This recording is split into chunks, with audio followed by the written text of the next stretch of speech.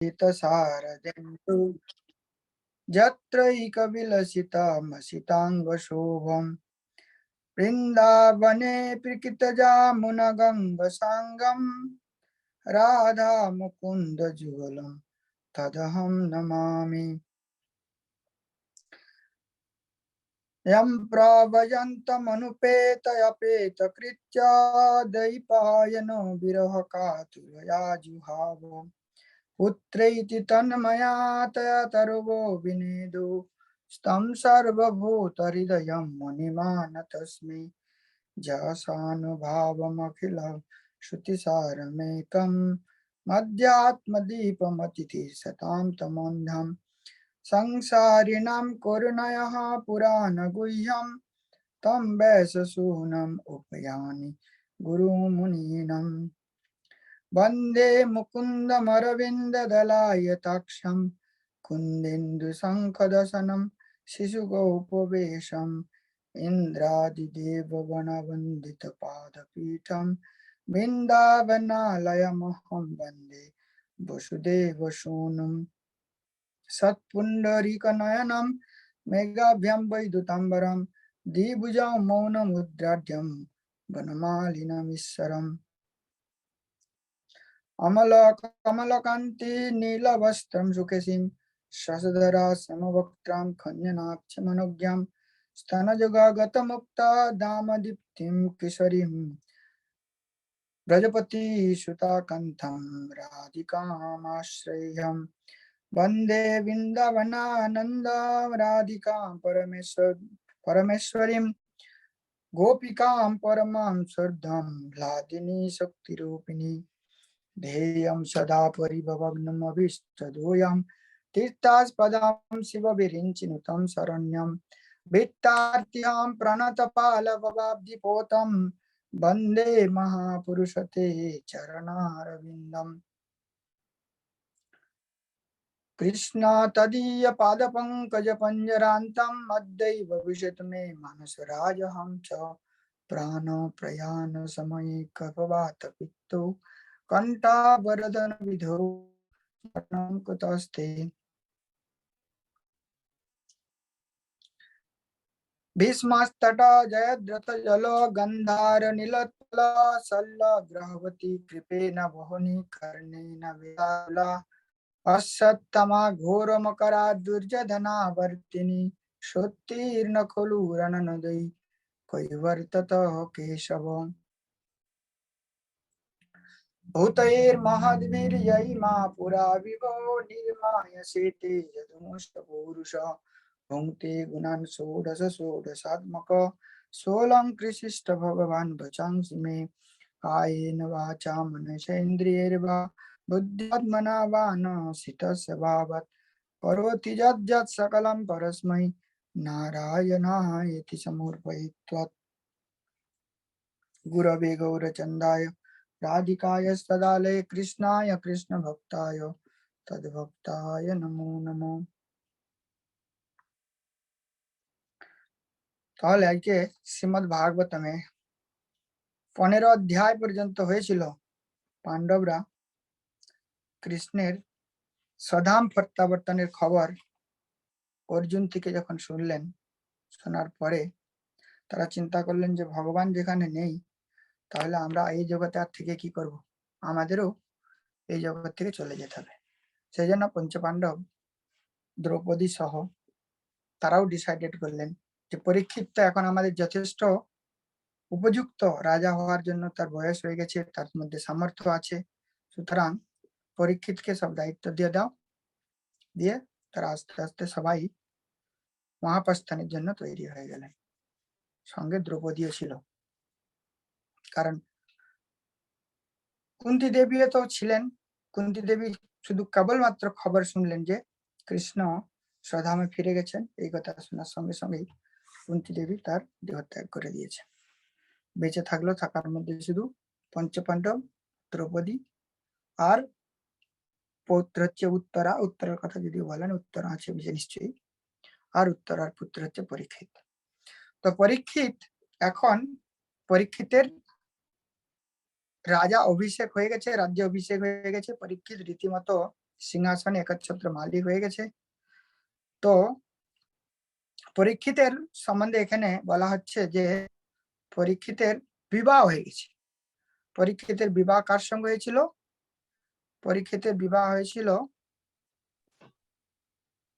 উত্তরাস্য তনয়া উপয়েম ইরাবতীম। তাহলে উত্তরাস্য তনয়া মানে উত্তরার পুত্র, উত্তরার পুত্রকে পরীক্ষিত। তো পরীক্ষিতের সঙ্গে কার বিবাহ হলো? বিবাহ হলো ইরাবতী, বিরাট রাজের কন্যা। বিরাট রাজের কন্যার নাম হচ্ছে ইরাবতী। বিরাট রাজের বলতে এখানে বিরাট রাজের ছেলের নাম ছিল উত্তর, উত্তরের পুত্র হচ্ছে ওই ইরাবতী। এদের যদিও বংশ পরম্পরা অনেক বড়। তো ইরাবতীকে বিবাহ করার পরে জন্মেঞ্জয় আদি 4টি পুত্র হয়েছিল এর। যদি আমার মনে না থাকে জানি না, সুতসেন, ধৃষ্টকেতু আর জন্মেঞ্জয়, আরেকজনের নাম আমি ভুলে যাচ্ছি। এই 4 জন হচ্ছে পুত্র, তাদের মধ্যে থেকে জন্মেঞ্জয় হচ্ছে গিয়ে সব থেকে বড়। জন্মেঞ্জয়ের নামটা এখানে উল্লেখ করে দিয়েছেন আর বলে দিয়েছেন জন্মেঞ্জয়াদ চতুরস্তস্য উপয়ায়াদ সুতান। জন্মেঞ্জয় সহ আরো অন্যান্য পুত্রদের জন্ম দিয়েছিলেন কে? ইরাবতী। এইভাবে রাজা পরীক্ষিতের রাজ্যাভিষেক হলো। তো এই সময়তে পরীক্ষিতের বয়স কত? নিয়ার বাই পূর্ণবয়স্ক বলে যেতে পারা যায়, 30-35 এর মধ্যে হবে। তো বয়স এক্স্যাক্টলি বলা নেই যে কত দিনের মধ্যে পরীক্ষিত এখান থেকে গৃহত্যাগ করেছিলেন। তবে পরীক্ষিতের যে প্রায় মহাপ্রয়াণ বা পরীক্ষিতের যে গৃহত্যাগ করার যে সময়, ওটাতে বলা আছে 60 বছর বয়স। পরীক্ষিতের বয়স যখন 60 বছর তখন উনি গৃহত্যাগ করেছেন। তার মানে উনার যথেষ্ট ক্ষত্রিয়ের জোশ, বল, শৌর্য, বীর্য যথেষ্ট ছিল। সেই হিসাবে উনি রাজ্য পরিচালনা করছেন। তো এই অবস্থাতে এই যে কাহিনী কার থেকে কে শুনছে? সুত গোস্বামীর থেকে সৌনকাদি ঋষিগণ শ্রবণ করছে। তো সৌনকাদি ঋষিরা এখানে প্রশ্ন করেছেন যে পরীক্ষিত মহারাজ যখন দিগ্বিজয়ে বেরিয়েছিলেন, এই অধ্যায়তে বলবে দিগ্বিজয়ে বেরিয়ে কার সঙ্গে সাক্ষাৎ হয়েছিল? দুজনের সঙ্গে সাক্ষাৎ হয়েছিল। প্রথমে হয়েছিল সাক্ষাৎ ধর্মরূপী বৃষ আর ধরিত্রী রূপী গায়, এদের সঙ্গে প্রথমে সাক্ষাৎ হলো। সাক্ষাৎ হওয়ার পরে তাদেরকে জিজ্ঞাসা করলো তোমাদের পরিচয় কি? তো তারা দুজনে কথোপকথন করছে। তো বলছে যে এই সময়তেই তাদের সঙ্গে সাক্ষাৎ করার পরে কার সঙ্গে দেখা হলো? কলির সঙ্গে দেখা হলো পরীক্ষিতে। তো কলির সঙ্গে দেখা হওয়ার পরেই কলিকে বলল যে তুমি আমার রাজ্যে কিন্তু থাকতে পারবে না। কেন? আমি হচ্ছি পাণ্ডবদের পূর্বজ বা পাণ্ডবদের বংশজ আমি। তো পাণ্ডবদের বংশেতে অন্যায়দের কোনোদিনও স্থান দেয়নি। হ্যাঁ, এরা কখনো অধর্মকে কোনোদিনও আশ্রয় দেয়নি। সুতরাং তাদেরই বংশজ হয়ে আমি কখনোই এই অধর্মকে আশ্রয় দেব না। তো এখানে ধর্ম আর ধরিত্রী এদের দুজনের মধ্যে কিছু যখন আলাপ আলোচনা হয়, বার্তালাপ হয়, তো ধরিত্রী দেবী ধর্মের সঙ্গে মানে পৃথিবী দেবী আর ধর্মরূপী যে বৃষ, দুজনের মধ্যে আলোচনা করছে যে একজন ব্যক্তি যে কি অবস্থা হচ্ছে আমাদের, দেখো যে পৃথিবী থেকে কৃষ্ণ চলে গেছে, আমাদের উপর কিরকম ভাবে অন্যায় শুরু হয়েছে। এর জন্য কাকেই বা দায়িত্ব দেবো? এর জন্য দায়ী কে?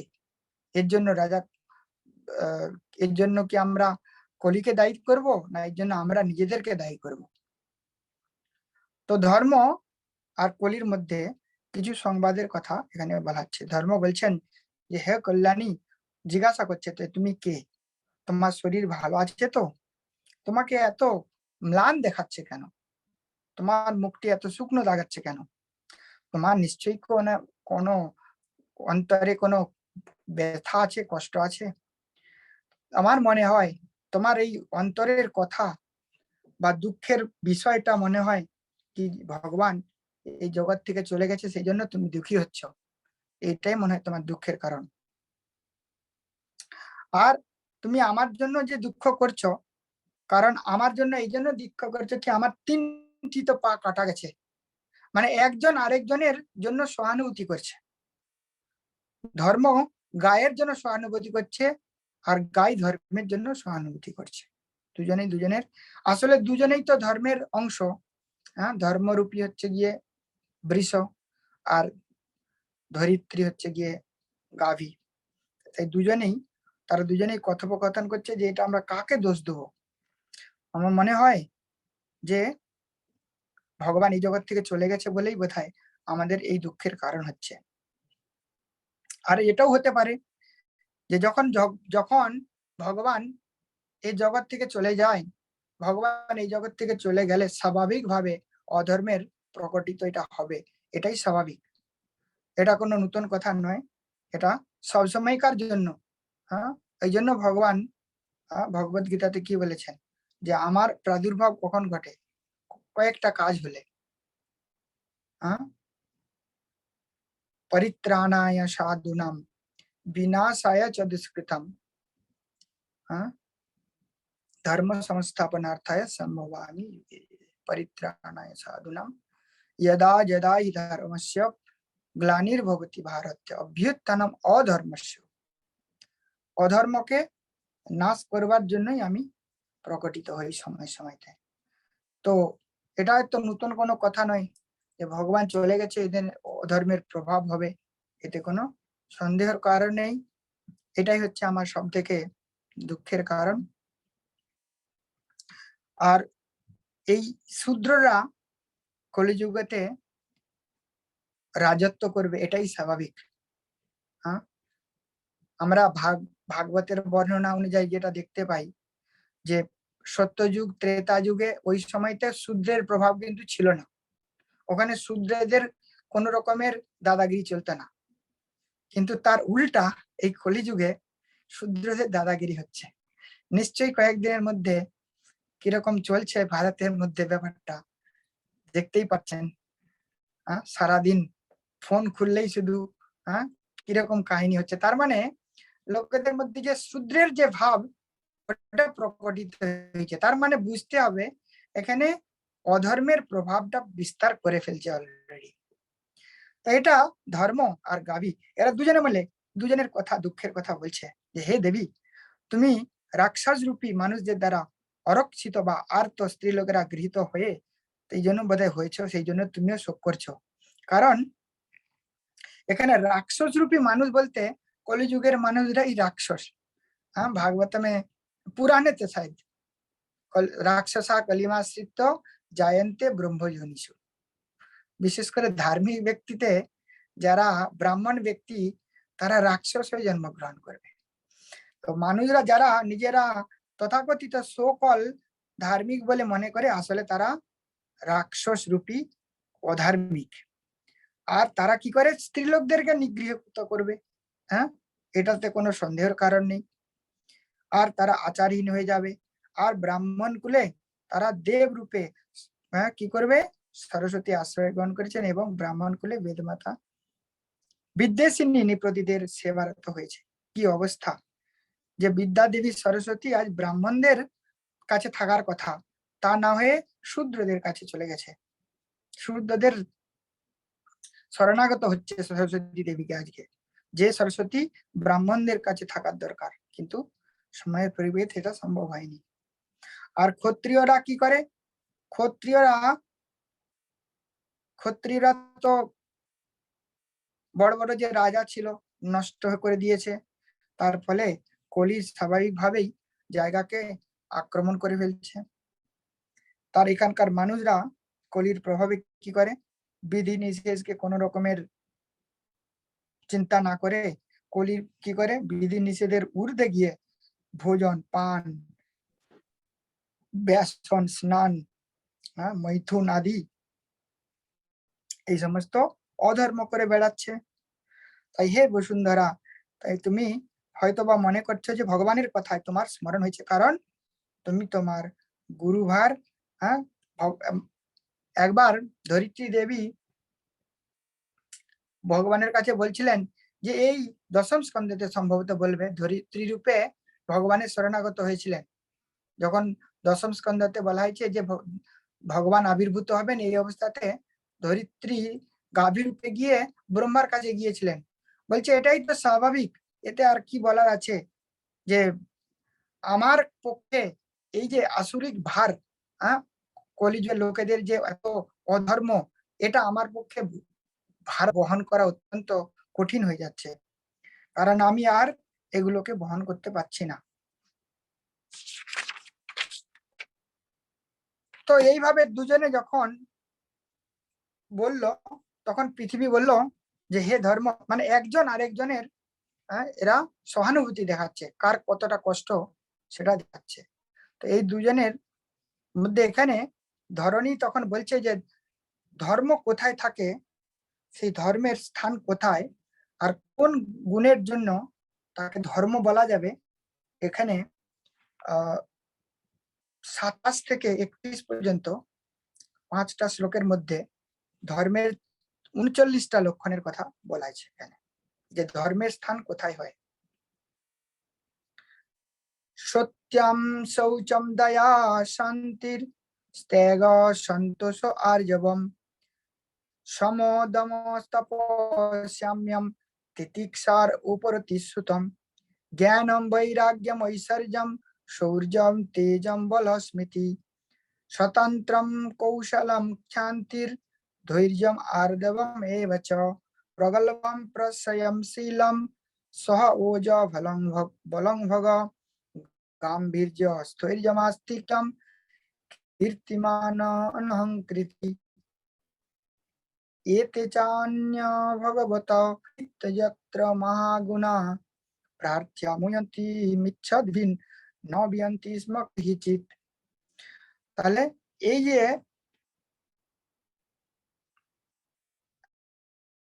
तेनेहम गुणपात्रेण श्रीनिवासं सम्प्रतां सुचामी রহিতম লোকে পাপমনা কলিনেক্ষিতম। তাই যে গুণগুলোর কথা বলেছে সেই গুণগুলোকে অবলম্বন করে ধর্ম অবলম্বন করে থাকে। সেই গুণগুলো কি কি বলছে এখানে? क्षमा, त्याग, संतोष, सरलता, सम, दम, तप, समता, तितिक्षा, उपरति, शास्त्र विचार, ज्ञान, वैराग्य, ऐश्वर्य, वीरत्व, तेज, बल, स्मृति, स्वाधीनता, कौशल, कांति, धैर्य, कोमलता, निर्भीकता, विनय, शील, साहस, उत्साह, बल, सौभाग्य, गांभीर्यता, स्थैर्य, आस्तिक, कीर्ति, गौरव আর নিরহংকারতা। এই 39টা গুণই হচ্ছে গিয়ে এই ধর্মের লক্ষণ। এটা ধরণী ধর্মের কথা বলে দিলেন যে ধর্ম কোথায় বাস করে। এছাড়াও কলি যখন আক্রান্ত হয় তখন নিজেদের মধ্যে কি হয়, দেবতাগণ, পিতৃগণ, সাধুগণ, সমস্ত বর্ণ আশ্রমের সকলের জন্য আমি দুঃখ বোধ করছি, কারণ কলিযুগের প্রভাবে কি হচ্ছে, বর্ণাশ্রম ধর্মের যে নিয়ম প্রায় ভেঙে গেছে। এখানে কারোর সঙ্গে কারো কোনো মিল নেই, কারোর সঙ্গে কারো কোনো সংযোগ নেই। দেবতা আলাদা হয়ে গেছে, বিচ্ছিন্ন হয়ে গেছে, পিতৃগণ, ঋষিগণ, সাধু, সমস্ত বর্ণ আশ্রম সকলের জন্য তাদের কষ্ট হচ্ছে এই অধর্মের ফলে। এই জন্য বোধহয় আমি দুঃখ করছি। তো এইভাবে ভগবানের সৌন্দর্য আর সৌভাগ্যশালী হতে বাসনা, সেই ভগবানের কমল বজ্র ধ্বজাঙ্কুশ চিহ্ন সুশোভিত সুন্দর চরণ অলঙ্কৃত হয়ে আমি বিপুল বৈলভ সৌভাগ্যের ত্রিলোকের অতিক্রম করে শোভিতা হয়েছিলাম। আমার কত সৌভাগ্য ছিল ভগবান যখন ছিল, কত সৌভাগ্যশালিনী ছিলাম। ভগবানের চরণ চিহ্ন আমার পৃথিবী আমার উপর পড়েছিল। তার মধ্যে ভগবানের চরণ চিহ্ন কি আছে? কমল মানে পদ্ম, বজ্র, বজ্র হচ্ছে ভগবানের একটি অস্ত্র, ধ্বজা, অঙ্কুশ, এই সমস্ত চিহ্ন দিয়ে আমাকে অলঙ্কিত করেছিল, আর আমি অত্যন্ত বৈভবশালিনী হয়েছিলাম, সৌভাগ্যের পাত্রী হয়েছিলাম। কিন্তু সেই ভগবান আর নেই। ফলে আমিও নিজেকে অত্যন্ত হতভাগিনী মনে করছি। আমার আর সেই সৌভাগ্য প্রাপ্ত হয়নি, কারণ ভগবান এই জগৎ থেকে চলে গেছেন। তো এই দুজনের মধ্যে এই সুন্দর সব কথা শুনে পরীক্ষিত তাদের কাছে আসলো, এসে তাদেরকে জিজ্ঞাসা করছেন যে এই যে রাজবেশধারী শূদ্র লাঠি হাতে নিয়ে গোমিথুনে প্রহার করছে একটি গাইকে, সেই গোমিথুনের কোনো রক্ষক নেই, মানে গাভী এবং বৃষের কোনো মানে কোনো মালিক নেই, রক্ষক নেই। তো এই অবস্থাতে শুভ্রবরণ সেই বিষয়টি এক পায়ে দাঁড়িয়ে আছে, আর সে অত্যন্ত প্রহারের ফলে পীড়িত হচ্ছে, ভয়ভীত হচ্ছে এবং মূত্র ত্যাগ করছে। এই অবস্থাতে পরীক্ষিত দেখে প্রশ্ন করলো যে হে শুভ্র গাত্রবর্ণ, তিনটে পা না থাকায় আপনি তো এক পায়ে চলাফেরা করছেন, এই দেখে আমার বড়ই কষ্ট হচ্ছে। স্বাভাবিকভাবে পরীক্ষিত ভগবত ভক্ত, সেজন্য জিজ্ঞাসা করছেন কস্তং মত শরণ লোকে বলা সংধ্যা বলান বলি, নর দেবসি বরেণ নটবৎ কর্মণা দিয়। তাহলে হে বলবান, দুর্বল প্রাণীর উপর এরকম অত্যাচার করছো তুমি কে? তুমি তো অত্যন্ত সুন্দর বেশ ধারণ করে আছো, শূদ্রের মতো কাজ করছো, তাহলে তুমি প্রকৃত পরিচয় কি এটা বলো। তো শূদ্রের পরিচয় বলতে গেলেই সে শূদ্র বললো কি আর বলবে। সে শূদ্র তার পরিচয় দিয়ে বললো আমি হচ্ছে কলি। তো এই অবস্থাতে কলি পরীক্ষিতের শরণাগত হয়ে গেল। পরীক্ষিতের শরণাগত হয়ে যে আমি কোথায় যাব, আমাকে তাহলে তুমি যে দণ্ড দেবে আমি তো কোথায় যাব, কারণ তুমি বলছো যে তোমাদের বংশের লোকেরা ধার্মিক, আর ভগবান না থাকলে কলির প্রভাব হয়, এটা তো স্বাভাবিক। তো আমার এখন সময় এসেছে, আমি এখন আমার সময়ে কাজ করতে হবে। তো তুমি এখন আমাকে যদি যেতে বলো এখান থেকে, তাহলে আমার জন্য কাজ কি থাকবে। তো এই অবস্থাতে কলির তখন সন্তোষ দিয়ে বলল ঠিক আছে, আমি তখন তোমাকে কিছু বলতে পারবো বা কিছু বলবো না যদি তুমি আমার সামনাসামনি না থাকো। তো বলছে আমার তোমার সামনে না থাকলে কি হবে, তোমার যে সারা মানে পৃথিবী তার রাজা, তো বলছে যেখানেই যাব আমি সেখানেই তোমাকে তীর ধনুর সাথে আমি দাঁড়িয়ে থাকতে দেব। নিষাদম অদদে খড়গম কলয়ে অধর্ম হেতবে। আমি যেখানেই চোখ দেখে দেখবো সেখানেই তোমাকে ওই খড়গ হাতে দেখবো, ফলে আমার তো কোনো স্থান হবে না, আমি কোথায় যাব। এই অবস্থাতে পরীক্ষিত বললেন যে ঠিক আছে, তুমি কোথায় যাবে তোমাকে আমি স্থান দিচ্ছি, 4 জায়গাতে তুমি থাকবে। অভ্যর্থিত তত তস্মাদ স্থানানি কলয়ে দদৌ দূতপানম স্ত্রিয়াসুনাম যত্রা ধর্ম চতুর্বিধ। আর কি পুনশ্চ যাচমানয়া জাত রূপম মদত প্রভো তে অনৃতং মদং কামম রাজ বৈরঞ্চ পঞ্চম। তাহলে কোথায় কোথায় আর স্থান দিল, তাহলে বলছে যেখানে পাশা খেলা হবে, মদপান হবে, দুতম মানে পাশা খেলা, পানম মানে সুরাপান মদ্যপান, আর স্ত্রীয় মানে স্ত্রী সম্ভোগের জায়গা বেশ্যালয়, আর সুনা মানে পশু হত্যা, যেখানে পশুদেরকে নিঃসন্দেহে নির্দয় ভাবে হত্যা করা হবে। আর কোথায়, যেখানে মদ আসক্তি নির্দয়তা থাকবে। আর বললো যে ঠিক আছে, তাহলে তোমাকে আরো, তুমি যখন আমাকে এতই জায়গা দিলে, তাহলে আমি তোমার কাছে আরেকটি জায়গা প্রার্থনা করি। তখন বললো কোথায়, রাজ বৈরঞ্চ পঞ্চম। তখন বললো যে ঠিক আছে, কলিযুগে যে বসবাস করার যে জায়গা আছে সেই জায়গাটা হচ্ছে কি রাজ রাজ মানে রাজাদের, বৈরবম বৈরবম বলতে রাজাদের যে সৌন্দর্য বা ঐশ্বর্য, তাহলে কি হচ্ছে সেটা মিথ্যা মদ কাম আর বৈর ও রজগুণ এই জায়গাতে আমাকে জায়গা দিয়েছেন। তাহলে 4টি অধর্মের স্থান হলো, আরো 5টি জায়গা, সেই 5টি জায়গা হলো মিথ্যা, মদ্যপান, কাম, বৈর আর রজগুণ। তাহলে বৈর বলতে বিদ্বেষ ভাব, যারা সাধুদের প্রতি বিদ্বেষ করে, ভগবানের প্রতি বিদ্বেষ করে, হ্যাঁ, ধর্মদের লোকেদের প্রতি বিদ্বেষ করে, এই বৈর ভাব। হ্যাঁ, তো এইভাবে কলিযুগকে 5টি জায়গা আর 9টি জায়গাতে স্থান দিয়ে দিল। তো ওই নিয়ে খুব শান্তিতে থাকতে শুরু করলো। আর এই জন্য বলা হচ্ছে যারা অথই তানি ন সেবত বহুশ পুরুষ কচিত বিশেষতে ধর্মশীল রাজা লোকপতির গুরু।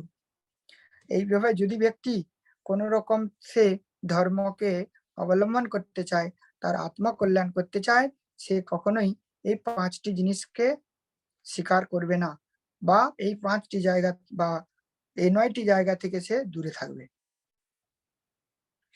তাই কি বলছে, ধার্মিক, লোকাধ্যক্ষ, ধর্ম উপদেশ আর গুরুদেব স্বতন্ত্র এই সমস্ত জায়গাতে কখনোই যাবে না।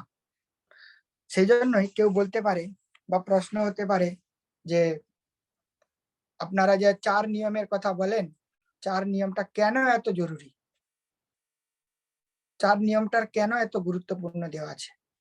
তো 4 নিয়ম আমরা বলি এই জন্যই যে ভাগবতের প্রমাণ হচ্ছে যে কলির আশ্রয়, এই 4 নিয়ম যেটা বলা হয়েছে, এই কলির 4 নিয়মের মধ্যে বেশি করে সব রয়েছে, আরোপিত হয়ে রয়েছে।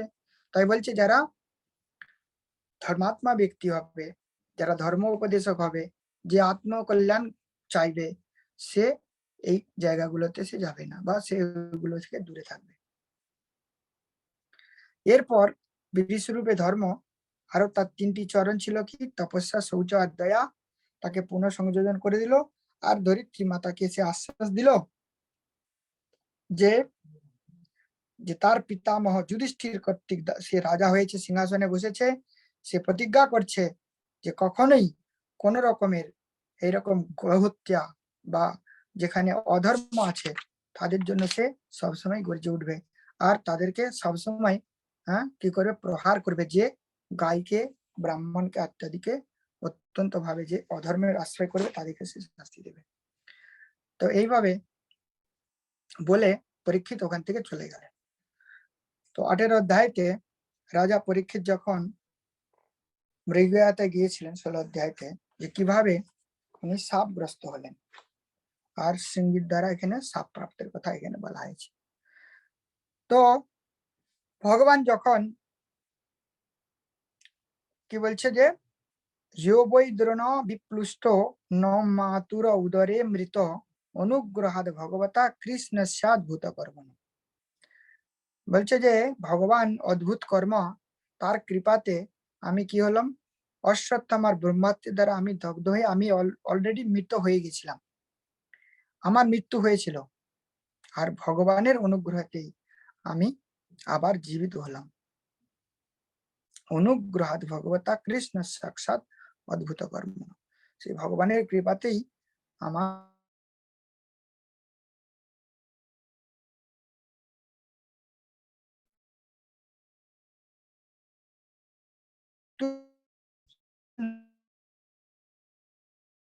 কেউ মানে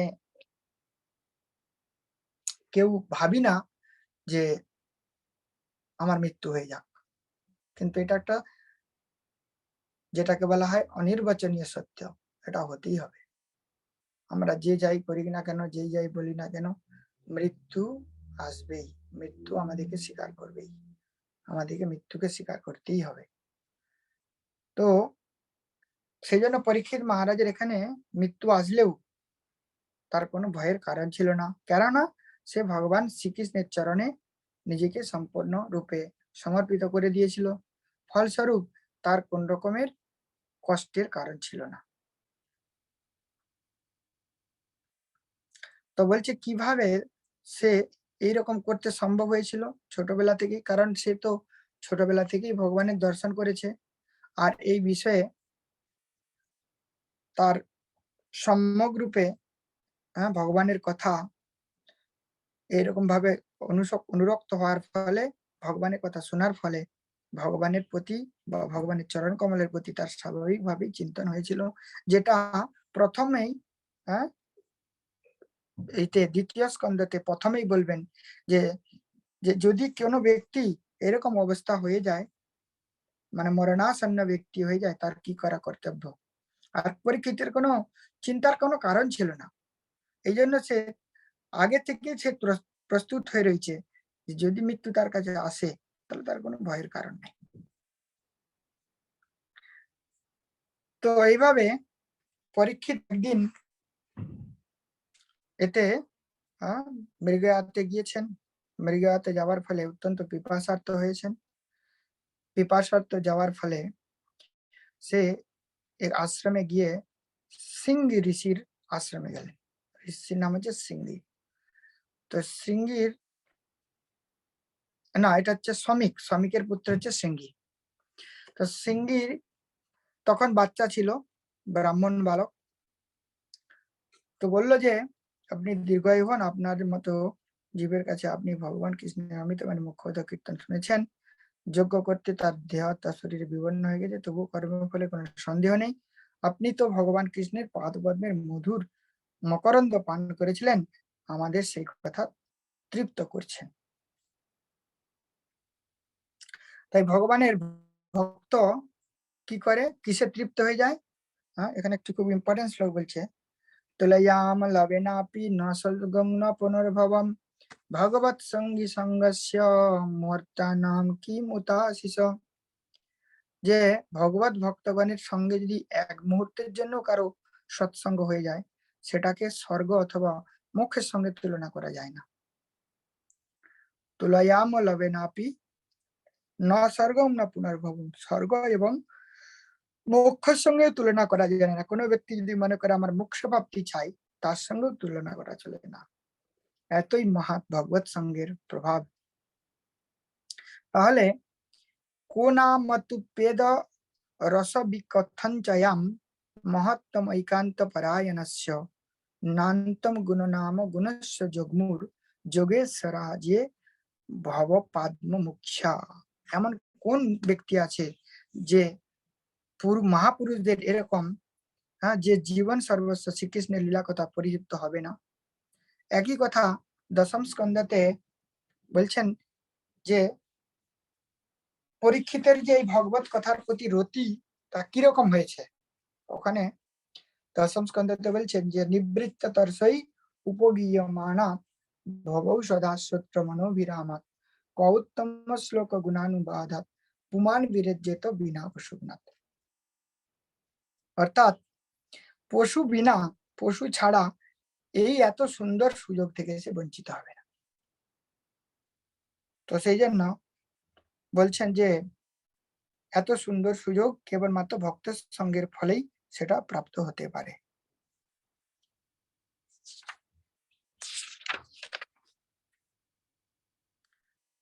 তো সুত গোস্বামী সনক আদি ঋষিদেরকে বললেন, এখন সুত গোস্বামী তার নিজের পরিচয় বলছেন কয়েকটি শ্লোকের দ্বারা। তো বলছে যে তোমরা এই যে কথার প্রতি এত আকৃষ্ট হয়েছ, তোমরা তো সৌভাগ্যের বিষয়। আর এখন আমার বিষয় তোমরা শোনো। অহো বয়ম জন্ম বৃত অস্মাদ বৃদ্ধ্যানুবৃত্ত্যা বিলোম জাত দোষ্কুল্য মধ্যাম বিধুনোতি শীঘ্রম মহত্তমানম অভিধান যোগম কৃত পুনর্গণ্যতে নাম তস্য মহত্তমৈকান্ত পরায়ণস্য জীবনন্ত শক্তির ভগবান অনন্ত মহৎগুণস্তাদ যমনন্ত মাহু। তো এখানে বলছেন যে বিলোম জাতা। তো বিলোম জাতা শব্দের অর্থ বলছে উচ্চ বর্ণের মা আর নিম্ন বর্ণের পিতার সঙ্গে যে সন্তান উৎপন্ন হয় তাকে বলা হয় বিলম্বজাত। তার মানে সুত গোস্বামী হচ্ছে গিয়ে যে সুত গোস্বামীর পরিচয় এখানে বলছেন, যদিও জাস্ট পরিচয় বলছেন, কিন্তু তার মানে এই নয় যে বিলম্বজাত মানে সে অত্যন্ত নিকৃষ্ট। এখানে শুধু বলছে যে উচ্চ বর্ণের মা, হয়তোবা ধরেন ব্রাহ্মণ মা, ক্ষত্রিয় হচ্ছে গিয়ে পিতা, তাদের যদি কোনো পুত্র সন্তান জন্ম হয় তখন তাকে বলা হয় বিলম্বজাত। আর অনুলোম জাত বলতে যখন উচ্চ বর্ণের পিতা নিচু বর্ণের মাতা তাদের যে সন্তান হয় তাকে বলা হয় অনুলোম। তাহলে অনুলোম আর বিলোম এই হচ্ছে ব্রাহ্মণ কন্যা। এবং এই ক্ষেত্রে এই যে ব্রাহ্মণ বা অন্য বর্ণের যেটা কথা বলতেছি, এটা কি আসলে তার মানে গুণ অনুসারে না আসলে বংশ হ্যাঁ, গুণ অনুসারে? অনুসারে ব্রাহ্মণের কথা বলা হচ্ছে, গুণ অনুসারে। এখানে জন্ম অনুসারে বা ব্রাহ্মণ বা কুল অনুসারে বলা হচ্ছে না, জন্ম অনুসারে, হ্যাঁ সেটাই বলছেন। তো এখানে সুত গোস্বামী নিঃসন্দেহে ব্রাহ্মণেরও ঊর্ধ্বে। হ্যাঁ, এখানে সুত গোস্বামী বলছেন যে আমার মা হচ্ছে উচ্চ বর্ণের আর পিতা হচ্ছে নিম্ন বর্ণের, সেই জন্য আমি বিলম, আমার মানটা ঠিক ততটা উচ্চ নয়, নিজেকে স্বীকার করছেন। তো যদি কোনো ব্রাহ্মণ কন্যা হয় আর ক্ষত্রিয় যদি পুরুষ হয়, তো তাদের সংযোগে যে পুত্র হয় তাকে বলা হয় সুত, এই জন্য তাকে বলা হয় বিলম। তো সেটাই সুত গোস্বামী বলছেন, দেখো আমার কি সৌভাগ্য, আমার দুর্ভাগ্য দেখো। তো এখানে আমার বিলম্বজাত হয়েও আমি কি করেছিলাম, মহাত্মাদের সেবা করার। একই কথা নারদ মুনিও বলেছেন যে আমার অবস্থাটা দেখুন, আমার মা দাসীর পুত্র, আমি মায়ের একমাত্র পুত্র ছিলাম, মা সাধুদের সেবা করত, কোন এক সন্তের প্রভাবে দাসীর গর্ভে আমার জন্ম হলো। তো এখানে হলেও কি হবে, দাসীর গর্ভে জন্মগ্রহণ করে হলেও তার যে গুণ, তার কর্ম অনুসারে আজকে সে সমস্ত বর্ণের ঊর্ধ্বে হয়ে গেছে। হ্যাঁ, আমাদের কি বলবো যে ভগবত ভক্তি সেই পর্যায়ের সে একদম শ্রেষ্ঠ শিখরে উঠে আছে তার কর্ম অনুযায়ী বা গুণ অনুযায়ী। সুতরাং জন্মটাই সব থেকে বড় নয়, এখানে গুণটাই তার বেশি বড়, কুলের বেশি পরিচয় এখানে দিচ্ছে না। তো বলছে আমার গুণটা কি ছিল, যে আমি বিলম্বজাত হয়েও আমি সাধু সন্তদের অনেক সেবা করতে পেরে আমার মধ্যে যে আমি নিজে বিলম্বজাত ছিলাম, তাতেও আমার সেটা ওটা অত্যন্ত নিকৃষ্ট হয়ে গেছে, মানে তাই ওই গুণটা তুচ্ছ হয়ে গেছে, তার থেকে মানে আমি অনেক ঊর্ধ্বে চলে গেছি। হ্যাঁ, এইভাবে ভগবানের যারা নাম কীর্তন করে তাদের মনে পীড়া থাকতে পারে না, সে কথা তো বলাই ভালো। তো যারা ভগবানের কথা ওখানে বলছে, একজন ব্রাহ্মণ বা ভগবানের শ্রেষ্ঠ ভক্ত প্রহ্লাদ মহারাজের স্তুতিতে ওখানে বলা আছে, অহোবত সপচত গরিয়ান যজ্জিভাগ্যে বর্ততে নাম তুভ্যাং তে পুস্তপস্তে জুহুবু শাসন রাজ্য ব্রহ্মাণ্ড চূর্ণাম গৃহণন্তি ইয়েতে। যে দেখো, আবার বলছে প্রহ্লাদ স্তুতিতে আরো বলছে, হ্যাঁ, মন্যে ধনামি জনরূপ সতৌজ তেজ বল পৌরস বুদ্ধি যোগ। বলছে ভগবত ভক্তি করার জন্য এই যে গুণ, দ্বাদশ গুণ, এটা যথেষ্ট নয়, এটা এনাফ নয়, এটাকে আমি শ্রেষ্ঠ বলে মনে করি না। তো ওইটার দ্বারা ভগবানকে প্রাপ্তি হতে পারে না। কিন্তু যারা ভগবানের নাম কীর্তন করে, সে যদি অত্যন্ত চন্ডাল কুলেও হয়, চন্ডাল কুলে হয়েও সে যদি ভক্তির সর্বোচ্চ স্তরে পৌঁছাতে পারে, তাহলে সে শ্রেষ্ঠ। এটাই এখানে সুত গোস্বামী সৌনকাদি ঋষিদেরকে বলতে চাইছেন। বেদ তাকে অনন্ত বলে প্রতিপাদন করেছে। ভগবানের গুণের সমকক্ষ যখন কেউ হতে পারে না, তখন তার থেকে বড় কেউ হতে পারে না। তাই যে লক্ষ্মী দেবী স্বয়ং ভগবানের সেবা প্রার্থী, ব্রহ্মাদি দেবতারা যারা পরিহার করতে পারেন, সেই লক্ষ্মী দেবীও ভগবান না চাওয়া সত্ত্বেও তার উপযাচক হয়ে তার চরণেরও সেবা করে থাকেন। ভগবানের শ্রী চরণ কমলের প্রক্ষালনের জন্য ব্রহ্মা পর্যন্ত যে জল অর্পণ করেছেন, সেই জলই তার পদনখ থেকে নিশ্চিত হয়ে গঙ্গা রূপে প্রবাহিত হয়েছে। তাহলে গঙ্গার এখানে সৃষ্টি বলছেন কোথা থেকে, ভগবান বিষ্ণুর পাদধৌত জল, অর্থাৎ ব্রহ্মাজি যে কমণ্ডলিতে জল ছিল সেই জল দিয়ে ভগবান পা ধৌত করেছেন সেটাই হচ্ছে গঙ্গা। সে গঙ্গা রূপে প্রবাহিত হয়েছে, যেটা আমাদের এই জগৎবাসীকে পবিত্র করছে। এই অবস্থায় কৃষ্ণ ব্যতীত ত্রিভুবনে ভগবান শব্দের আর দ্বিতীয় কোনো অর্থ হতে পারে না। সুতরাং এখানে আমি এর আগের দিনে বলেছিলাম যে ভগবানের তিনটা রূপ আছে। একটা হচ্ছে সাকার রূপ, একটা হচ্ছে নিরাকার রূপ, আর একটা হচ্ছে নির আকার রূপ। সাকার মানে যে ভগবানের রূপ আছে, দ্বিভুজ মুরলীধর, শ্যাম সুন্দর, ত্রিভঙ্গ সুন্দর রূপ, পীত বসন, এটি একটি ভগবানের রূপ। আরেকটি রূপ আছে যেটিকে দেখা যায় না, অব্যক্ত রূপ, ঢাকা হয়ে থাকে, বা যে রূপটা আমরা দেখতে পাই না, এটাও কিন্তু একটা রূপ। আরেকটা রূপ হচ্ছে নির আকার। নির মানে হচ্ছে গিয়ে জল, তো জল রূপী ব্রহ্ম হচ্ছে গঙ্গা, সেটা হচ্ছে ভগবানের আরেকটা রূপ। তো বলছে এই তিনটার মধ্যে সব থেকে বেশি সহজ ভগবানকে প্রাপ্তি করার জন্য যদি কেউ একবার গঙ্গাতে স্পর্শও করে ফেলে দেয়, দূর থেকে, বহু দূর থেকে যদি গঙ্গা গঙ্গা করে নামও উচ্চারণ করে ফেলে, তাহলে সে নিজেকে শুদ্ধ করতে পারে, সে ততখানি ভগবানের অত্যন্ত কৃপার প্রাপ্ত হয়ে যায়। তো সেটাই এখানে বলছে যে ভগবানের চরণের ধৌত জল গঙ্গা কি করে, যে সাধু বিবেকজন কোন রকম দ্বিধা করে না, দেহজ্ঞাতে দৃঢ় আসক্তি ত্যাগ করে আর ভগবত পরমাংশ প্রাপ্ত হয়, সেই স্থিতিতে অহিংসা অত্যান্তিক শক্তি স্বাভাবিকভাবে বিরাজ হয়। সেই সর্বতুল্য ভাস্কর মহাত্মাগণ আপনারা এরকম ধরনের প্রশ্ন করেছেন, যা বুদ্ধি অনুযায়ী তার উত্তর জানাচ্ছি। তাহলে আপনারা যে উত্তর প্রশ্ন করেছেন, এই প্রশ্নের আমি উত্তর দিচ্ছি এখন। তো এখন পরীক্ষিতের যে কিভাবে সাপ প্রাপ্ত হলো, তো সেই বিষয়ে এখন এখান থেকে বলছে একদা ধনুরুদ্যম্য বিরোচন মৃগয়ায় বনে মৃগান অনুগতান শান্তম ক্ষুধা তৃষ্ণা তৃষে ভূষম। একদিন মহারাজ পরীক্ষিত ধনুর্বাণ নিয়ে মৃগয়া করতে গিয়েছিলেন। শ্লোক নাম্বার 24। একদা ধনুরুদ্যম্য বিরোচন মৃগয়া বনে মৃগান অনুগত শান্তা ক্ষুধিত তৃষিত ভীষম। মৃগয়া করতে গিয়ে সে অত্যন্ত ক্লান্ত, ক্ষুধার্ত, পিপাসার্ত হয়ে পড়েছিলেন। কোথাও কোনো জল না দেখতে পেয়ে খুঁজতে খুঁজতে এক ঋষির আশ্রমে এসে পৌঁছালেন। সেখানে একজন ঋষিকে চক্ষু নিমিলিত ভাবে শান্তভাবে আসনে উপবিষ্ট হয়ে দেখতে পেলেন। ঋষির মনে প্রাণ আর ইন্দ্রিয় বর্গ বুদ্ধি থেকে প্রতিনিবৃত্ত হয়ে সংসারের ঊর্ধ্বে জগৎ, স্বপ্ন, সুষুপ্তি এই তিন অবস্থার থেকে নিবৃত্ত হয়ে নির্বিকার ব্রহ্মরূপে তুরীয় স্থানে লাভ করেছিল। অর্থাৎ এতে পরে আসবে দ্বিতীয় অধ্যায়তে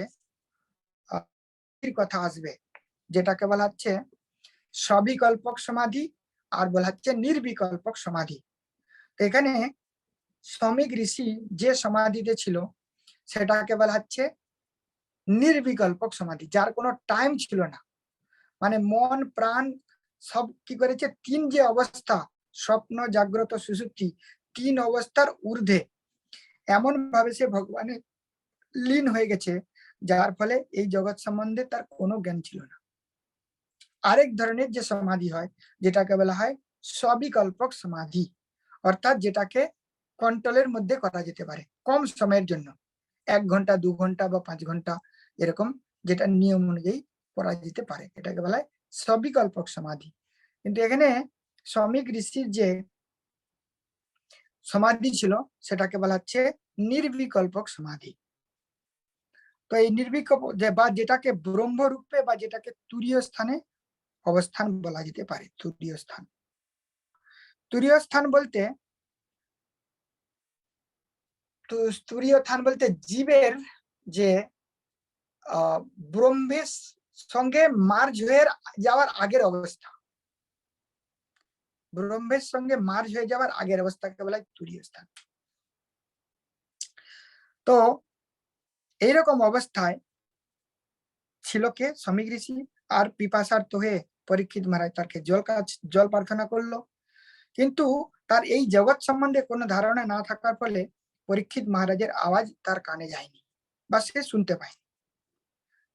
তো এইভাবে সুত গোস্বামী বললেন যে হে সৌনক, এইভাবে ক্ষুধায় পিপাসার্থ হয়ে পরীক্ষিত ব্রাহ্মণের প্রতি ঈর্ষা বা বিদ্বেষ জন্মালো। হ্যাঁ, আমি এত বড় রাজা, আমার কথাতে কোনো উত্তর দিচ্ছে না, হ্যাঁ, সমাধি ধ্বংস করছে, আমাকে কোন রকম সম্মান করলো না, আমি রাজা। তার মধ্যে অত্যন্ত ভয়ানক ক্রোধ আর মাৎসর্য গুণের প্রকট হয়ে গেল। কেন?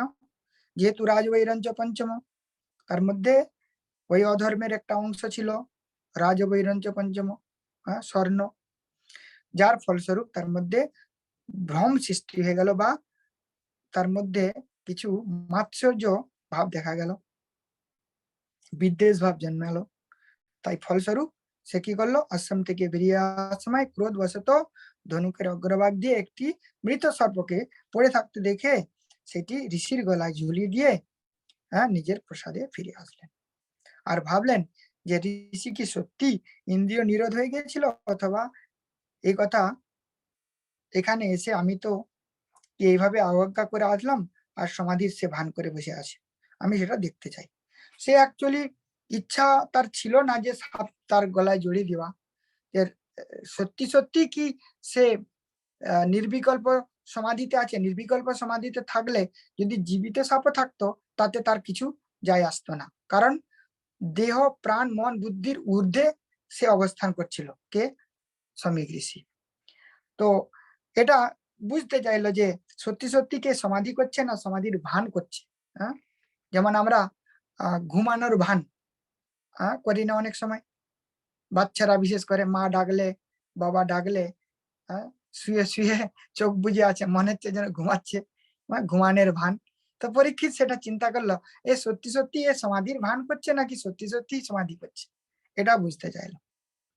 এই অবস্থা দেখে শ্রমিক মুনির ছেলে, অত্যন্ত সে হচ্ছে ব্রহ্ম তেজস্বী, সে আশেপাশেই অন্যান্য ঋষি কুমারদের সঙ্গে খেলা করছিল।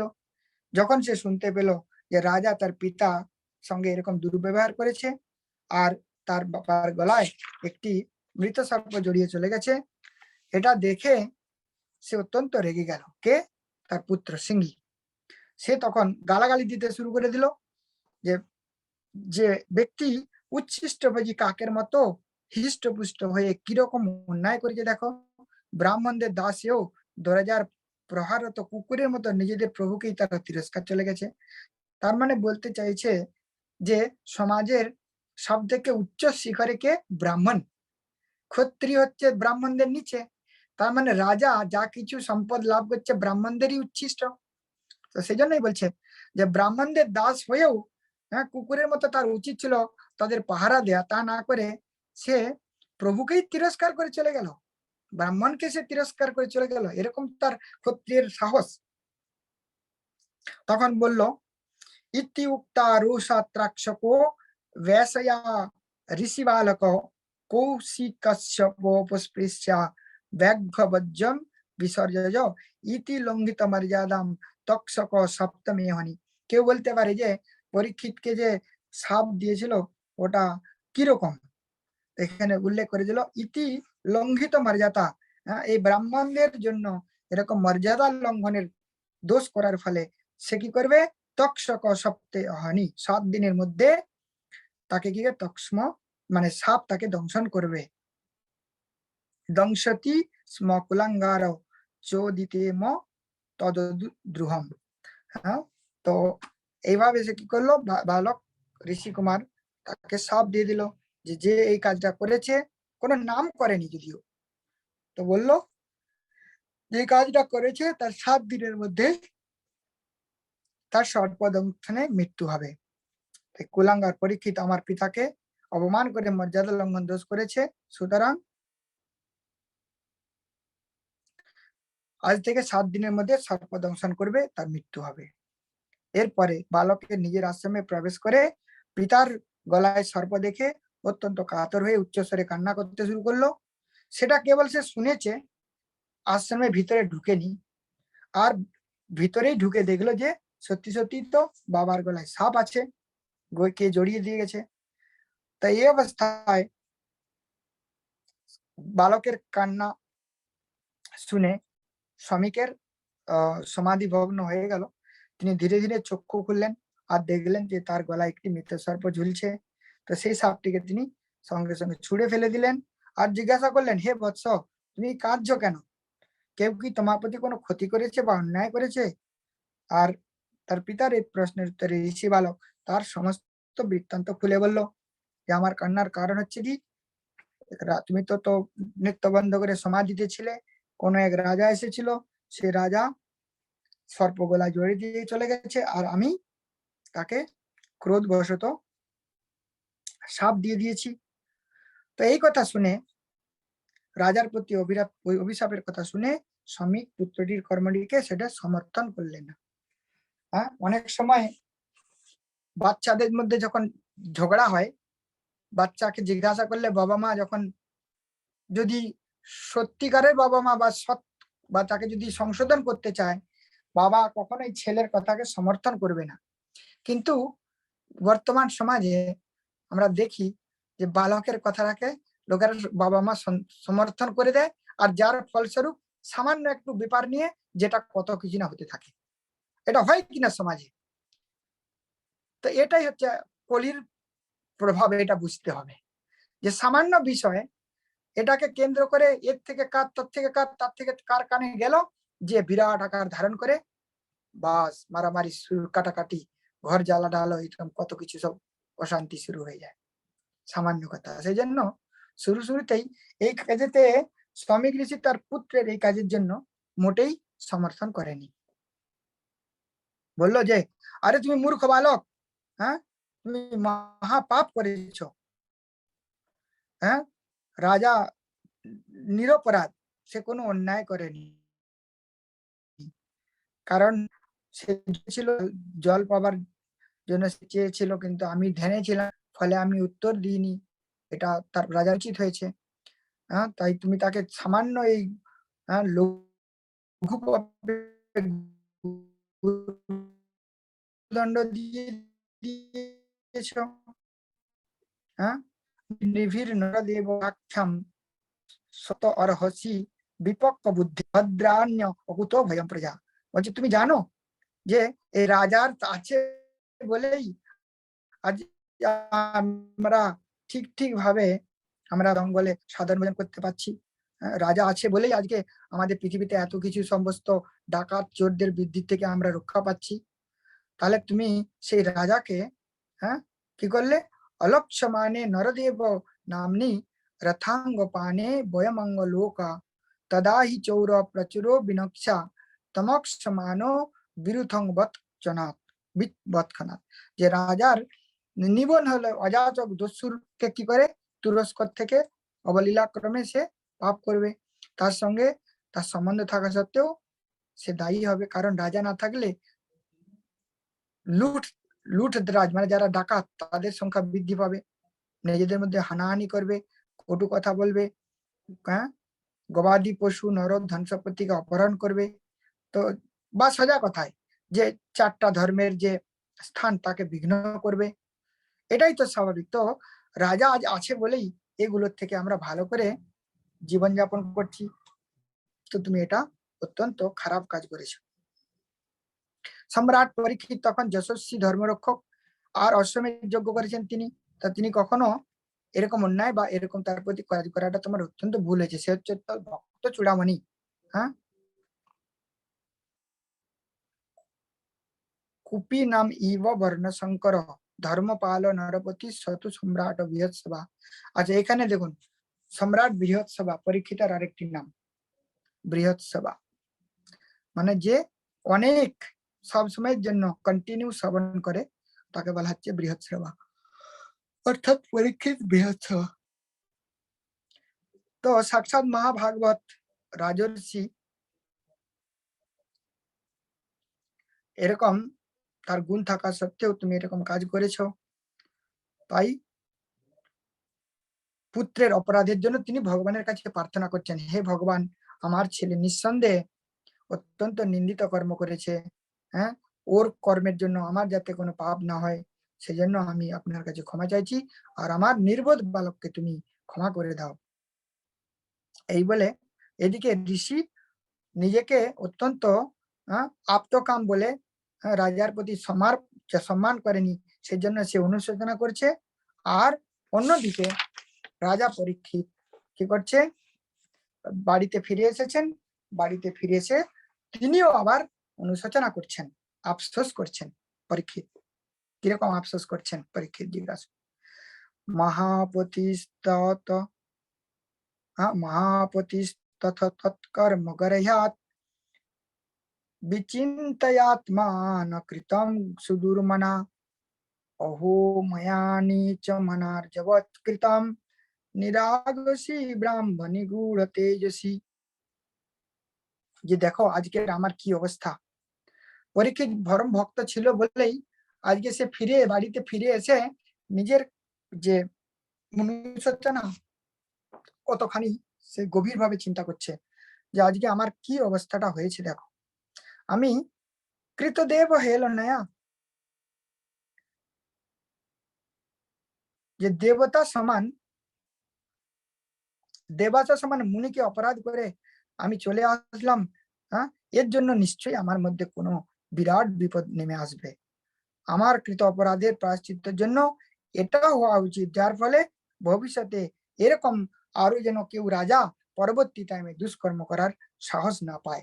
এটা আমার জন্য বিশেষ শিক্ষণীয় বিষয়। পরবর্তী টাইমে যে ব্যক্তির রাজা হবে তারা ব্রাহ্মণদের প্রতি কখনোই এরকম অন্যায় করবে না। আজ থেকেই আমার রাজ্য, সৈন্য, পরিবার পরিপূর্ণ, ব্রাহ্মণের ক্রোধাগ্নিতে যেন সবকিছু পুড়ে পুড়ে ছাই হয়ে যাক। আর যাতে ভবিষ্যতে আমার মতো কুল কলঙ্ক ব্রাহ্মণ দেবতা গোজাতিদের প্রতি এরকম পাপ বুদ্ধি করবে না।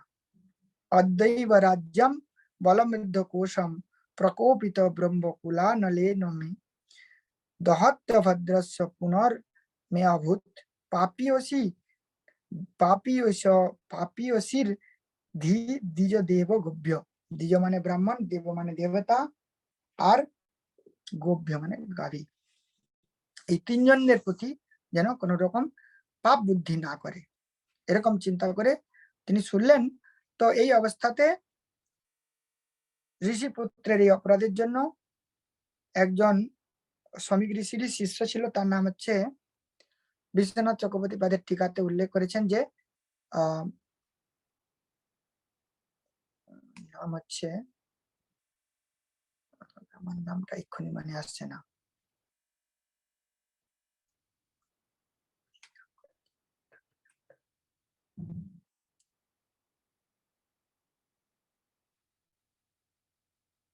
আমার কাছে টিকাতে আছে, আমি পরে দেখে বলে দেবো কি নাম ছিল ওনার শিষ্য। গৌরমুখ মনে হয়েছে। গৌরমুখ নামক শিষ্যের মাধ্যমে উনি খবর পাঠিয়ে দেন যে রাজার কাছে এই খবরটা দিয়ে আসো যে রাজা মহারাজ, তোমার কাছে আর বেশি সময় নেই, তুমি মাত্র 7 দিনের মধ্যেই সর্পদংশনে তোমার মৃত্যু হবে, সেই জন্য তুমি তৈরি হয়ে যাও। তো এই কথা শুনে পরীক্ষিত চিন্তা করলো, আর তাহলে আমার তো আর চিন্তা করার কি দরকার, ভগবানের কৃপাতেই এই কিছু সব হয়েছে।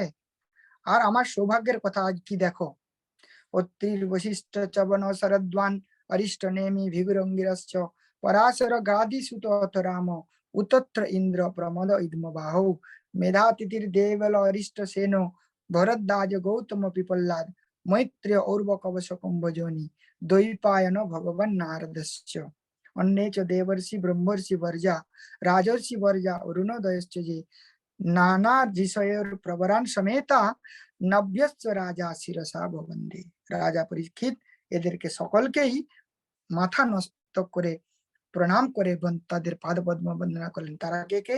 অত্রি, বশিষ্ঠ, চবন, শরদ্দান, অরিষ্ট নেমি, ভৃগু, অঙ্গিরা, পরাশর, বিশ্বামিত্র, পরশুরাম, উতত্থ, ইন্দ্র প্রমাদ, সুবাহু, মেধাতিথি, দেবল, অরিষ্ট সেন, ভরদ্বাজ, গৌতম, পিপল্লাদ, মৈত্রেয়, ঔর্ব, কবশ, কুম্ভজনী মানে অগস্ত্য, ভগবান ব্যাসদেব, নারদ, এছাড়াও আরো অনেক ব্রহ্মর্ষি, দেবর্ষি এবং রাজর্ষি গণও সেখানে উপস্থিত ছিল। তাদেরকে সকলেই নতবন্ধকে প্রণাম করলেন এবং ভাবলেন যে আজকে আমার সৌভাগ্যের কি দেখো, আজকে যদি ঋষি কুমার বা এই ঋষিপুত্র যদি আমাকে সাপ না দিত, তাহলে আমি এই গৃহ ত্যাগ করার বা এই সমস্ত ঋষিদের সাক্ষাৎ আমি পেতাম না। তাদের দর্শন হলো মানে আমার একদিক দিয়ে, হ্যাঁ, কি বলেছে, সাপে বর হয়ে গেছে। সাপ দিয়ে তারা আমাকে বরদানি করেছে, হ্যাঁ, সাপ দিয়ে আমাকে ধন্য করে দিয়েছে, যে যার ফলস্বরূপ আমি এই সমস্ত মহান মহান ঋষিদের চরণ দর্শন করতে পারলাম, তাদের কৃপা আমি প্রাপ্ত হব, তাতেই আমি ধন্য হয়ে যাব। আমার 7 দিনে মৃত্যু হবে, এটা আমার কাছে বিশেষ বড় দুঃখের বিষয় নয়। হ্যাঁ, এই বলে রাজা কি বললে, যে সমস্ত রাজের মধ্যে আমি নিজেকে ধন্য বলে মনে করি, কারণ আমার স্বভাব আচরণের দ্বারা আমি আপনাদের মতো মহাপুরুষদের কৃপা প্রাপ্ত হয়েছি। রাজকুলের মধ্যে মানুষরা প্রায়ই নিন্দিত কর্ম করে। পরের অধ্যায়তে 2য় স্কন্ধতে বলবে যে রাজাদের স্বভাব কিরকম। নির্দয়া হ্রিয়তে নাক্তম বেবায়ন চবাবয় দিবাচারতে হয় রাজন কুটুম্ব ভরণে নেবা। নর্মালি তারা বাজে কাজ করে, সময় নষ্ট করে, নিন্দিত কর্ম করে সময় নষ্ট করে দেয়, কিন্তু সেই রকম তাদের মধ্যে আমি। কিন্তু আজ, হ্যাঁ, কি হচ্ছে, আমার বলছে আমি তো রাজা বটেই, ক্রমাগত দেহ জ্ঞাতে আসক্ত হওয়ার ফলে আমিও পাপরূপী হয়ে গেছি। আমি তো রাজবংশেরই লোক। এর ফলে কি ব্রাহ্মণের সাপ রূপে আমার উপর যে কৃপা হয়েছে, হ্যাঁ, এর জন্য আমি অত্যন্ত উপকৃত। কারণ ওই জাতীয় সাপ না হলে সংসারের কখনো বন্ধন নষ্ট হয় না। সংসারের বন্ধন যদি নষ্ট করতে হয়, তাহলে সাধুদের কৃপার দরকার হয়। সাধুদের কৃপা না হলে সংসারের বন্ধন নষ্ট হয় না। তখন কি করলেন, তম্মোপয়াতম প্রতিয়ন্তি বিপ্রা গঙ্গা চ দেবীম ধৃতজিত্তমিষে দ্বিজোপশিষ্টম কুহকস্তক্ষকো বা দশত্তমূলম গায়ত বিষ্ণু গাথা। তো এইভাবে, হ্যাঁ, আপনাদের চরণে পুনরায় আমি প্রণাম করছি, এবং যে কর্মফলে বা যে জনিতেই আমার জন্ম হোক না কেন, যেন আপনাদের চরণাশ্রিত মহাত্মাদের কাছ থেকে যেন আমার প্রতি বিশেষ প্রীতি থাকে। আপনারা আমাকে করুণা করুন, ক্ষমা করুন, হ্যাঁ, আপনাদের যেন চরণাশ্রয় হয়ে আমি থাকতে পারি, আর ভগবানের যেন আমার মতি থাকে। এইভাবে পরম ধৈর্যশীল পরীক্ষিত তার সংকল্পের জন্য সংকল্প করে কি করলেন, গঙ্গার তীরে গিয়ে কুশাসনে বসে উত্তর হয়ে কি করলেন, রাজা করলেন তার বড় পুত্র জন্মেঞ্জয়ের হাতে সম্পূর্ণরূপে সমর্পণ করে দিয়ে একচ্ছত্র সম্রাট পরীক্ষিত প্রায় প্রবেশনে চলে গেলেন। আর এই অবস্থা দেখে আনন্দিত হয়ে সমস্ত দেবতারা তার এই সংকল্পের জন্য পুষ্প বৃষ্টি করতে লাগলো, দুন্দুভি বাজাতে শুরু করলো। আর সেই অবস্থায় মহর্ষিগণ পরীক্ষিতের এই সংকল্পকে প্রশংসা করে বলল, সাধু সাধু সাধু। আজ পরীক্ষিত কত সুন্দর, হ্যাঁ, একটা ভালো সংকল্প করেছে। এই অবস্থাতে সে সমস্ত কিছু ছেড়ে ছুড়ে দিয়ে সাধুদের চরণা হয়ে গঙ্গা দেবী শরণাগত হয়ে সাধুদের কাছে চলে এসছে। হ্যাঁ, কত সুন্দর মহান কার্য করেছে। এবং তারা পরস্পরে বলতে লাগলো যে যদি তাদের সামর্থ্য থাকে পরীক্ষিতের এই কার্যকে তারা যেন সমর্থন করে, শুধু তাই নয়, তারা যেন কল্যাণ করে পরীক্ষিতের উপর। এইটুকুই হচ্ছে পরীক্ষিতের প্রতি কৃপা হবে। তাই রাজর্ষি চূড়ামণি শ্রীকৃষ্ণ সেবক, কৃষ্ণ অনুরক্ত পাণ্ডব বংশের পক্ষে এটা যে করবে, এতে কোনো বিশেষ আশ্চর্যের কথা নয়। এই যে ভগবত ভক্তদের পরম লক্ষণ, যে যদি আজকে পরীক্ষিত এটা না করতো তো অন্য কে করবে? দুর্যোধন করবে? দুর্যোধনদের পক্ষে থেকে এরকম কেউ কার্য করবে? কারো করার কোনো উপায় ছিল না। পরীক্ষিতের পক্ষে, যেহেতু ওরা ভগবত ভক্তের বংশের লোক, সেই জন্য তার পক্ষে এইরকম কার্য করাটা কোনো একটা বিশেষ আশ্চর্যের কথাই নয়। কোটি কোটি নরপতি বন্দিত রাজ সিংহাসনে এক মুহূর্তের তৃণবৎ পরিত্যাগ করে দিল। আজকে পরীক্ষিত যেখানে হাজার হাজার রাজারা যাকে যে রাজার চরণ বন্দন করত, সেই রাজা হয়ে এক মুহূর্তের মধ্যে সেই সিংহাসনকে ত্যাগ করে দিল। আমাদের পক্ষে সম্ভব হবে? ঘরের মায়া মোহতা টাকা পয়সা ছেড়ে দেওয়া সম্ভব হবে? পরীক্ষিত সমস্ত কিছু ছেড়ে দিয়ে চলে গেল। তাই এই ভক্ত চূড়ামণি পরীক্ষিত যতদিন পর্যন্ত না নিজের নশ্বর দেহ ত্যাগ করবে ততদিন পর্যন্ত আপনারা উনার জন্য ভালো করে তপস্যা করুন। ঋষিদের মুখে এরকম কথা শুনে ভাবমুক্ত হয়ে সত্য এবং পক্ষপাত শূন্য শ্রবণ করে মহারাজ পরীক্ষিত সমাহিত যোগে ঋষিদের অভিনন্দন করে প্রণাম করে কৃষ্ণ লীলা শ্রবণের ইচ্ছা করলেন। এখানে যদিও পরীক্ষিতের কি কর্তব্য, পরীক্ষিত কি করবে, টিকাতে বিশেষ কিছু পয়েন্ট উল্লেখ করেছেন। তো এখন পরীক্ষিতের মেন প্রশ্ন হলো যে উনি কৃষ্ণ লীলা কথা শ্রবণ করতে চান, এই বিষয়ে উনি প্রশ্ন করেছেন।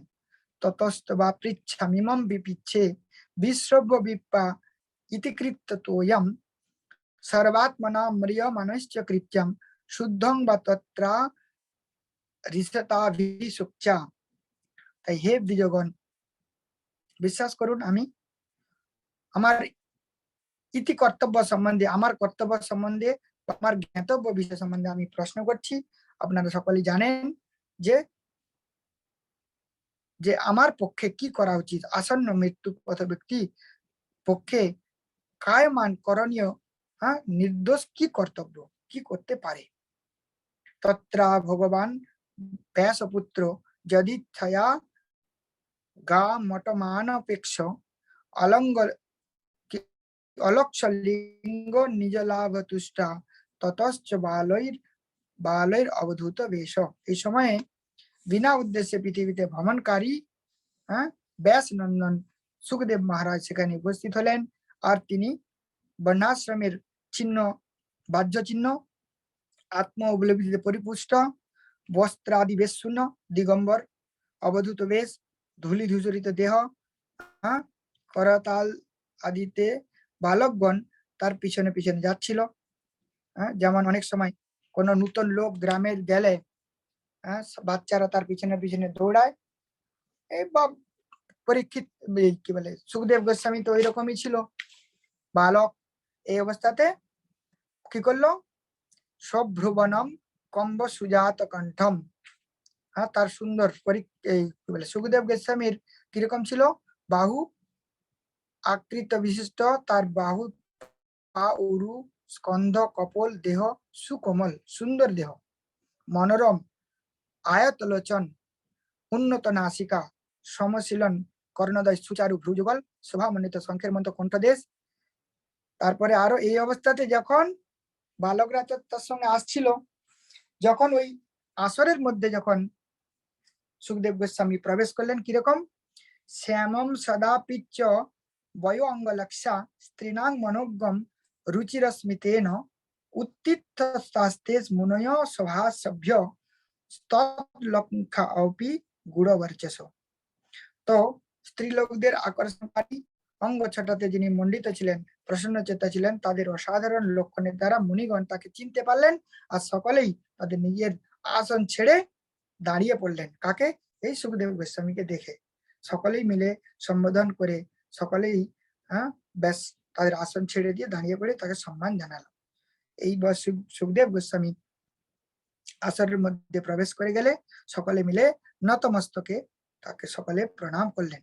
আর মহারাজ তার সামনে গিয়ে একটি প্রশ্ন জিজ্ঞাসা করলেন যে অত পৃচ্ছামি সংসিদ্ধিম যোগী নাম পরমম গুরুম পুরুষস্য যৎ কার্যম ব্রিয়মানস্য সর্বতা।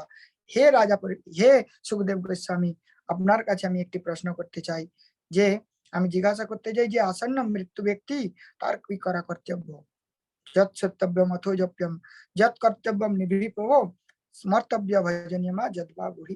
এছাড়াও আরো অন্যান্য ব্যক্তিরা যারা রয়েছে তাদেরই বা কি করা উচিত, তাদের সত্যব্য কি, জপনীয় কি, স্মরণীয় কি বা ভজনীয় কি, তারা কি করবে। এইভাবে পরীক্ষিত প্রশ্ন করলো সুখদেব গোস্বামীতে। আর সুত গোস্বামী বললেন, মহারাজ পরীক্ষিত এভাবে সুন্দর বাক্য শুনে তাকে সম্বোধন করে সর্বজ্ঞান সম্পন্ন ব্যাস নন্দন সুখদেব গোস্বামী তার এই প্রশ্নের উত্তর দিতে শুরু করলেন দ্বিতীয় স্কন্ধে।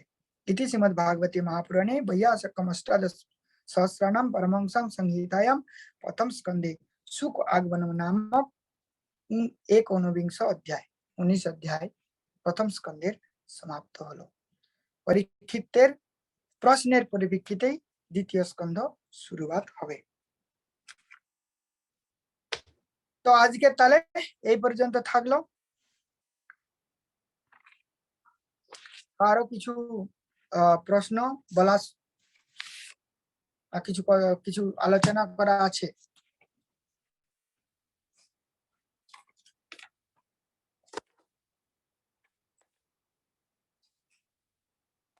হরে কৃষ্ণ প্রভু, ধন্যবাদ প্রণাম।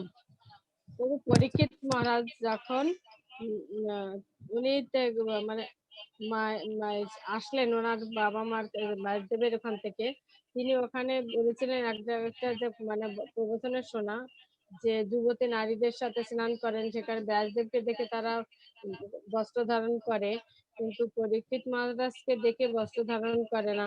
এই সম্পর্কে যদি একটু অল্প কিছু বলেন। আচ্ছা, এটা তৃতীয় অধ্যায়তে বলা আছে যে কিভাবে ব্যাসদেবের সঙ্গে নারদ মুনির সাক্ষাৎ হলো, বা পুত্র সুখদেব কিভাবে চলে যায়। ওখানে শ্লোক আছে, 4 নম্বর শ্লোক, চতুর্থ অধ্যায়তে, প্রথম স্কন্ধের। দৃষ্টানুজন্তাম ঋষিমাপ্যজমাপ্যনগ্নম দিব্য হ্রিয়া পরিদধূর্ণ সুতস্য চিত্তম তদ্বীক্ষ পৃচ্ছতি মুনয়ো জগদস্তু বাস্তি স্ত্রী পুংভিদা সুতস্য ন বিবিক্ত দৃষ্টে। যখন সুখদেব গোস্বামী জন্মের পরেই গৃহত্যাগ করে চলে যাচ্ছিলেন, ওই অবস্থাতে সুখদেব গোস্বামী তাকে পুত্র পুত্র বলতে বলতে তার পেছনে পেছনে যাচ্ছিলেন। যাওয়ার সময় যে অপ্সরারা স্নান করছিল তাদেরকে দেখে সুখদেব গোস্বামীর কোন রকমের শরীরের কোনো বিকার হয়নি, কোনো পরিবর্তন হয়নি, কারণ সে ব্রহ্মজ্ঞানী ছিল। তার ফলে সবকিছু তার কাছে ব্রহ্মস্বরূপ, তাই তার মধ্যে কোনো স্ত্রী পুরুষের ভেদজ্ঞান ছিল না। তো এই অবস্থা ব্যাসদেব যখন যায়, ব্যাসদেবকে দেখে স্ত্রী লোকেরা ব্যাসদেবকে জিজ্ঞাসা করলো যে তুমি তো, ব্যাসদেব বলছে যে আমি তো অনেক বৃদ্ধ হয়ে গেছি, হ্যাঁ, কেশ পাকা হয়ে গেছে, সাদা হয়ে গেছে, তো আমার মধ্যে তো ওই ভাব থাকার কথা নয়, তো তোমরা আমাকে দেখে কাপড় পরলে, আমার পুত্র অনেক ইয়ং, তাকে দেখে তোমাদের মধ্যে এই লজ্জাবোধ হলো না কেন? তো অপ্সরেরা তখন বলল যে স্ত্রী পুং ভিদা ন তু সুতস্য ন বিবিক্ত দৃষ্টে। স্ত্রী পুরুষের ভেদ জ্ঞান, এটা স্ত্রী, এটা পুরুষ, এটা বালক, এটা কন্যা, এই ভেদ জ্ঞানটা এখন তোমার মধ্যে আছে, কিন্তু তোমার পুত্রের মধ্যে সেই ভেদ জ্ঞান নেই, যার জন্য তাকে দেখে আমাদের মনের মধ্যে কোনো বিকার হয়নি বা আমাদের কোনো লজ্জার কারণ হয়নি। কিন্তু তোমাকে দেখে হয়েছে এখন তোমার মধ্যে এখনো স্ত্রী পুরুষের ভেদ জ্ঞান আছে, এই জন্য আমাদের মধ্যে এরকম বলা হলো। আর কি বলুন এই অধ্যায়ের পরে, আবার সময় হলে আবার দেখা যাবে, রিপিট হবে। হরে কৃষ্ণ প্রভু, যখন পরীক্ষিত মহারাজের সঙ্গে ধর্ম, ধরিত্রী এবং কলির দেখা হলো, তখন কলি কি মানুষ রূপে ছিলেন? অনেক সময় আমরা কথাতে যেটা জানি, কলির একটা হচ্ছে গিয়ে পুরুষ রূপ রয়েছে, আর কলির একটা হচ্ছে কলির নাম রূপ রয়েছে, যেটা আমরা কলি বলি কলিকাল, তার মানে কলির একটা তার ব্যক্তিত্ব রূপী তার আকার রয়েছিল, যে আকারটাকে এখানে আমাদের কাছে দেখা হয়নি বা দেখতে পাই না আমরা। তো কলির একটা রূপ আছে, সেই রূপটা ওর কাছে প্রকটিত হয়েছিল, যেটা আমাদের দৃষ্টিতে সেটা দেখতে, মানে ধর্মের একটি রূপ আছে, অধর্মের রূপ আছে, গাভীর রূপ আছে, সেরকম কলিরও একটি রূপ ছিল, সেই রূপটি দেখা গেছে।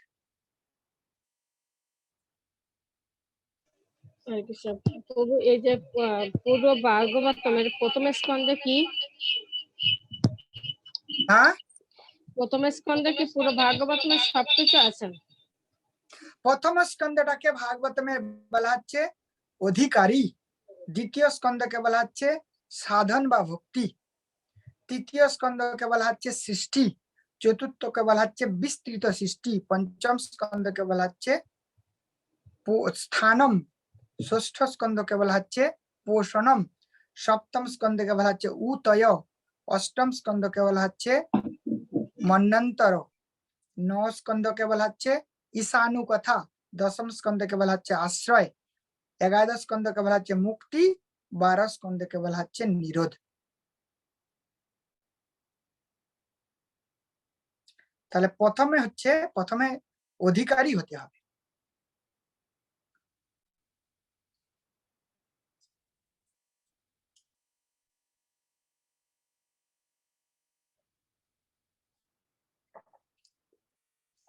আর কার কিছু প্রশ্ন? কমপ্লিট? প্রথম স্কন্ধ বোঝা গেছে? এটা একদিনে যদি আমি একদিনে বলে দিতাম তাহলে এটা বুঝতে আরো সুবিধা হতো। অনেকদিন লম্বা হয়ে গেছে আর সব দিন কথা হয়নি, ওই জন্য ব্যাপারটা অনেক ছাড় হয়ে গেছে, কাট হয়ে গেছে। ওই জন্য আরো সামনের দিন একসঙ্গে প্রভু করে এটা যদি সারা ব্যাপারটা হতো। বিকেলে, প্রভু প্রথম স্কন্ধ সামনের হ্যাঁ? দিন, সামনের সপ্তাহে, বিলকুল। তাহলে